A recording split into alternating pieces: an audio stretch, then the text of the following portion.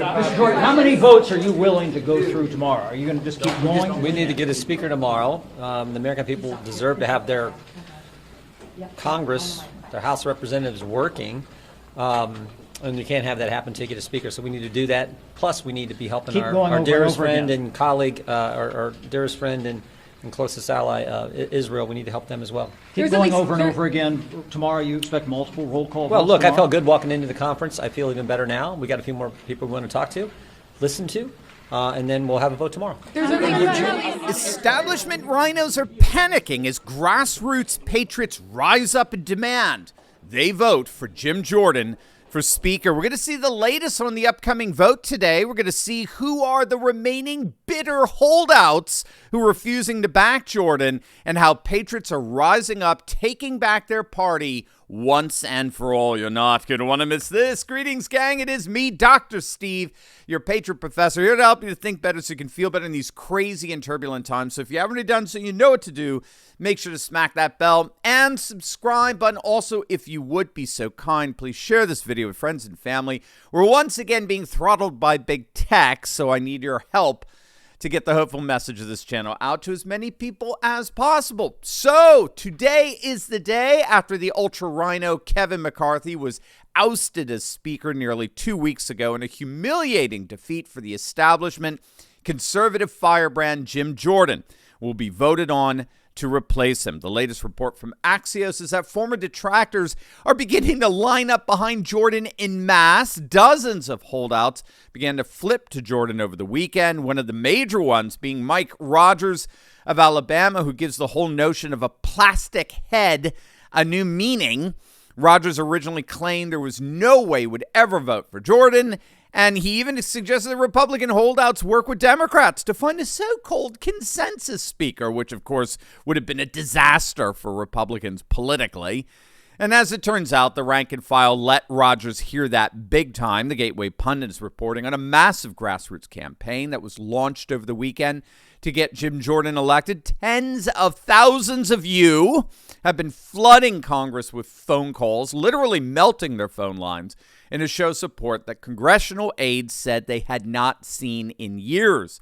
The office phone numbers of the various holdouts, the rhino filth that continue to plague our party, were posted by a number of activists online, and particularly on X, formerly known as Twitter.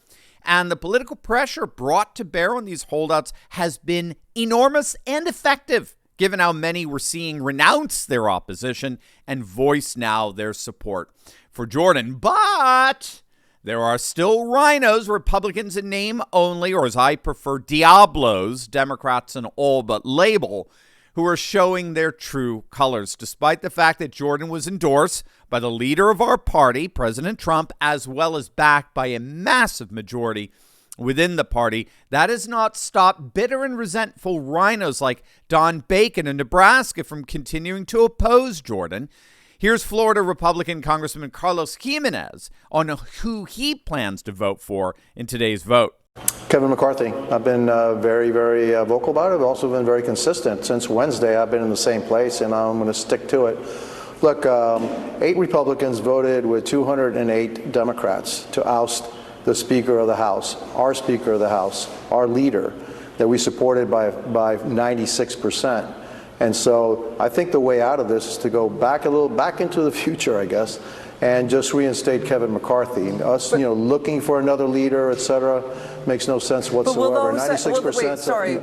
Hey, Patriot business owners out there, you have got to meet my good friend, Josh Zaglowski, co-founder of ERC Specialists. He's got an amazing payroll protection company exclusively dedicated to understanding and maximizing what's called the CARES Act Employee Retention Credit. So if you're a small business owner looking to get up to $26,000 back from bumbling Biden per employee, click on that link in the description below to see if you qualify today. This is an absolutely unprecedented and amazing opportunity. Click on that link below right now.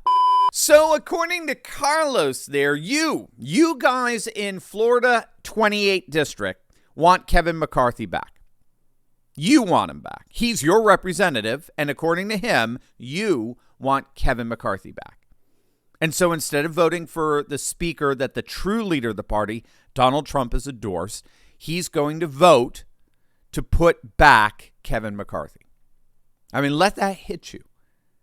Now, keep in mind, this is a so-called Republican who voted for Hillary Clinton in 2016. And you have to wonder, how do Republicans like this continue to stay in office? Who is voting for these guys? Where's the Democrat equivalent of this guy? Where's the Democrat representative who voted for Trump in either 2016 or 2020? See, this is why I always say this city, D.C., is owned by Democrats and merely rented by Republicans. In the D.C. swamp, the Democrats have the moral high ground, if you can believe it. Like we've seen with Mitt Romney or Liz Cheney or that utterly insufferable Adam Kinzinger. To vote with the Democrats is to vote one's moral conscience, as if these completely corrupt politicians had any semblance of a moral conscience. But the key here is that the Democrats own D.C. It's been that way since FDR, who established the deep state during World War II, and Truman in its aftermath. The deep state is an inherently Democrat operation, and Rhino Republicans are the ones who have made their peace with the fact that if you want to pay to play in the power politics of D.C., you've got to appease the Democrats. The Democrats own the city. The Republicans are just renters. And if you want the benefits of power and influence and affluence given to you by permanent Washington, you have got to appease the Democrats. And that means staying away from Trump and renouncing the MAGA movement, even though it's Trump and the MAGA movement that are more and more becoming the defining forces of our politics today. And that means opposing Jim Jordan as Speaker. So this is why, in effect, the Republicans always end up looking so pathetic.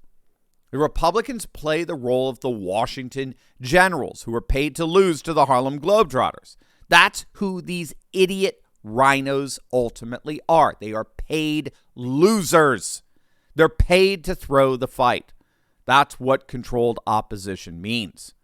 They're paid to be publicly beaten. And these pathetic rhinos who are still holding out are the embodiment of this carnivalesque parody of repulsiveness. DC Drano said it best.